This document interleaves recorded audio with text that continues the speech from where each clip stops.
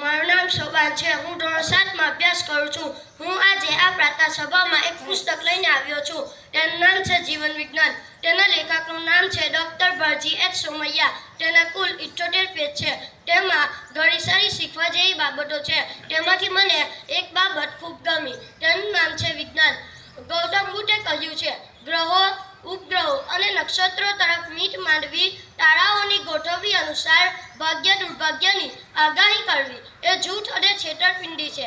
આપણે એમની કોઈ વાત ન માની જે વિશ્વના વિકાસશીલ રાષ્ટ્રોએ સ્વીકારી છે. અંતે પરિણામ સ્વરૂપ આપણે ત્યાં વહેમ અને અંધશ્રદ્ધા ઘર કરી ગયા છીએ. લોકો માનસિક ગુલામ બની જાય છે અને કેટલાક અંધશ્રદ્ધાના નામે કેટલાક ઠગો, બાબાઓ, ફકીરો અને સાધુઓ મનુષ્યને મૂર્ખ બનાવી મોજ મજા કરી રહ્યા છીએ.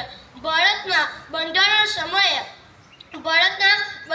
સમયે વિજ્ઞાનના અભિગમનો સ્વીકાર કંઈ એમને એમ નથી કર્યો.